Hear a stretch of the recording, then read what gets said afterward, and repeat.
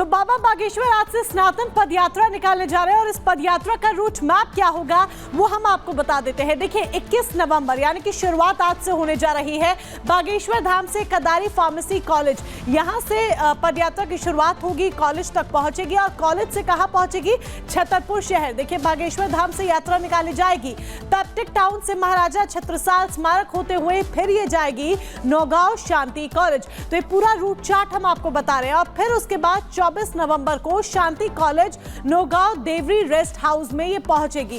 फिर वहां पर रेस्ट हाउस के बाद 25 नवंबर को जब आगे बढ़ेगी तो देवरी रेस्ट हाउस, ग्रामोदय, मऊ, रानीपुर ये यात्रा पदयात्रा पहुंचेगी। फिर उसके बाद अगले दिन यानी 26 तारीख को ग्रामोदय, मऊ, रानीपुर उत्तर प्रदेश से शारदा महाविद्यालय घुक्सी तक ये पदयात्रा पहुंचेगी और आगे बढ़ते हुए ये जाएगी श्री राम पैलेस और शारदा महाविद्यालय घुक्सी से निवाड़ी 27 तारीख को। फिर 28 तारीख को यात्रा आगे बढ़ेगी, रेस्ट एरिया निवाड़ी से ये पहुंचेगी ओरछा तिराहा तक।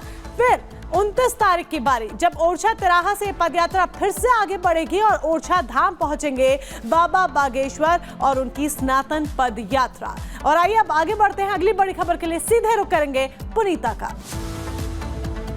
तो चलिए अब बात कर लेते हैं आज की एक और बड़ी और अहम खबर की। श्री कृष्ण जन्मभूमि मामले में आज सुप्रीम कोर्ट में सुप्रीम सुनवाई होने वाली है, जिसके बाद ये तय हो जाएगा कि ये मामला मेंटेनेबल यानी कि सुनवाई योग्य है या फिर नहीं। रिपोर्ट के जरिए दिखाते हैं। श्री कृष्ण जन्मभूमि मामला सुप्रीम कोर्ट में अहम सुनवाई। तो अब इंतजार की घड़ियां खत्म होंगी। श्री कृष्ण जन्मभूमि शाही ईदगाह केस में 21 नवंबर यानी आज सुप्रीम कोर्ट में अहम सुनवाई होने वाली है। शाही ईदगाह कमेटी यानी मुस्लिम पक्ष की तरफ से दाखिल कुल 3 याचिकाओं पर सुप्रीम कोर्ट में चीफ जस्टिस संजीव खन्ना और जस्टिस संजय कुमार की पीठ सुनवाई करेगी।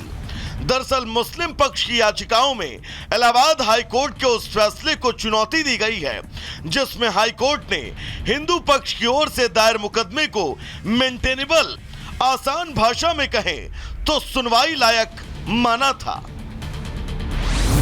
इस मामले में इलाहाबाद हाई कोर्ट में जस्टिस मयंक जैन की बेंच ने 1 अगस्त 2024 को हिंदू पक्ष के मुकदमों को चुनौती देने वाले मुस्लिम पक्ष के आवेदन खारिज कर दिए थे और कहा था कि हिंदू पक्ष के सभी मुकदमे पोषणीय यानी कि सुनवाई योग्य हैं। हाई कोर्ट ने अपने आदेश में यह भी कहा था कि ये मुकदमे समय सीमा, वक्फ अधिनियम और पूजा स्थल अधिनियम 1991 से बाधित नहीं है। पूजा स्थल अधिनियम किसी भी धार्मिक ढांचे को जो 15 अगस्त 1947 को मौजूद था उसे परिवर्तित करने से रोकता है। आपको बता दें कि हिंदू पक्ष ने शाही ईदगाह मस्जिद का ढांचा हटाने के बाद जमीन का कब्जा लेने और मंदिर बहाल करने के लिए 18 मुकदमे दाखिल किए हैं। ये विवाद मथुरा में औरंगजेब के समय की शाही ईदगाह मस्जिद से जुड़ा है। एक तरफ हिंदू पक्ष कोर्ट के माध्यम से अपना हक लेने के लिए लगातार कोर्ट में दलीलें दे रहा है, तो वहीं दूसरी तरफ वृंदावन में आज ही विशेष धर्म संसद बुलाई गई है और जिसका मुख्य उद्देश्य है कि इस विवादित मामले की लड़ाई आगे कैसे लड़ी जाए। दरअसल ट्रस्ट ने आज धर्म संसद का आह्वान किया है जिसमें देश विदेश से हजारों की संख्या में साधु संत इकट्ठा होंगे। इसमें श्री कृष्ण जन्मभूमि मंदिर परिसर से अवैध निर्माण और हाई कोर्ट न्यायालय में श्री कृष्ण जन्मभूमि से संबंधित मामले की लड़ाई कैसे लड़ी जाए इस पर विचार होगा। साथ ही गाय को राष्ट्रीय माता घोषित किए जाने को लेकर भी चर्चा होगी। खैर, आज सबकी नजरें सुप्रीम कोर्ट पर टिकी रहने वाली हैं, क्योंकि सुनवाई और मेंटेनेबिलिटी को लेकर फैसले के बाद अगर फैसला हिंदू पक्ष में आता है तो हिंदुओं की इस लड़ाई का ये सबसे मजबूत पड़ाव साबित हो सकता है।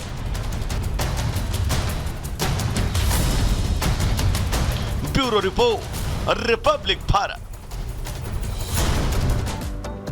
तो मथुरा के बाद बात अब काशी की कर लेते हैं, जहां पर ज्ञानवापी परिसर का मुद्दा भी लगातार कोर्ट कचहरी के चक्कर काटता हुआ नजर आ रहा है। जी हां, इलाहाबाद हाईकोर्ट में आज कथित शिवलिंग की सर्वे को लेकर, एएसआई सर्वे को लेकर इलाहाबाद हाईकोर्ट में आज सुनवाई होनी है। बिल्कुल, और इस सुनवाई पर सबकी निगाहें इसलिए टिकी हुई है क्योंकि इसके बाद ये तय होगा कि ज्ञानवापी परिसर में जो वजू खाना है क्या उसका सर्वे हो पाएगा या फिर नहीं। और ऐसे में इस वक्त यानी कि क्योंकि आज की सबसे बड़ी खबर है मोनिका, और पूरे देश की नजर इस खबर पर टिकी हुई है जिसकी हर एक अपडेट हम आप तक पहुंचाएंगे, लेकिन उससे पहले रिपोर्ट आपको दिखाते हैं।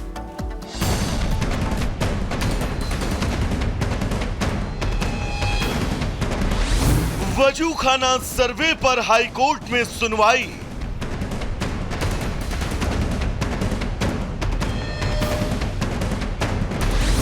वजू खाने से निकलेगी असली सच्चाई।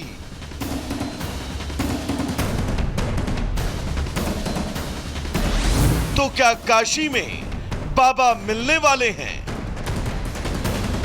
वाराणसी के ज्ञानव्यापी में वजू खाने के एएसआई सर्वे को लेकर इलाहाबाद हाईकोर्ट में आज दोपहर 2 बजे सुनवाई होनी है। दरअसल 22 अक्टूबर को वादी पक्ष की तरफ से कोर्ट में 2023 की एएसआई रिपोर्ट दाखिल की गई थी। श्रृंगार गौरी केस के मुख्य याचिकाकर्ता राखी सिंह की तरफ से ज्ञानव्यापी परिसर में स्थित वजू खाने की एएसआई सर्वेक्षण की मांग को लेकर सिविल रिवीजन याचिका दाखिल की गई है।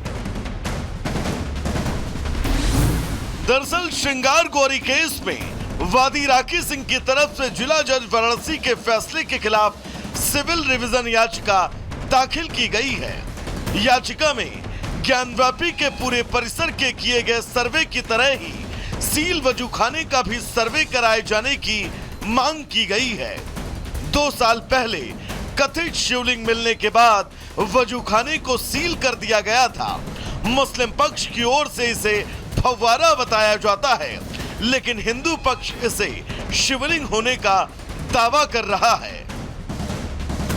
इससे पहले मामले में 21 अक्टूबर को सुनवाई हुई थी। उससे पहले 1 अक्टूबर को हिंदू पक्ष ने एक वादी लक्ष्मी देवी की साइंटिफिक सर्वे की मांग को लेकर याचिका दायर की गई थी। वहीं 19 अक्टूबर को कोर्ट में हुई सुनवाई के दौरान जस्टिस रोहित रंजन ने दाखिल याचिका पर सुनवाई की थी। जहां एक तरफ लोगों की नजरें हाई कोर्ट पर टिकी रहने वाली हैं, तो वहीं सुप्रीम कोर्ट में भी इस मामले से जुड़ी एक अहम सुनवाई 22 नवंबर यानी शुक्रवार को होनी है। दरअसल ज्ञानव्यापी मामले में वाराणसी की निचली अदालत में चल रहे सभी 15 मुकदमों को हाई कोर्ट ट्रांसफर करने की हिंदू पक्ष की मांग पर सुप्रीम कोर्ट सुनवाई करेगा। हिंदू पक्ष के वकील विष्णु शंकर जैन ने याचिका में कहा है कि इन 15 मामलों में कुछ जिला जज की अदालत में चल रहे हैं और कुछ सिविल जज की कोर्ट में। इसके अलावा हाई कोर्ट भी ज्ञानव्यापी से जुड़े कुछ मामलों में सुनवाई कर रहा है। ऐसे में अलग अलग अदालतों से विरोधाभासी फैसले आ सकते हैं, इसलिए सभी मुकदमों को एक साथ हाई कोर्ट में सुनवाई के लिए ट्रांसफर किया जाए।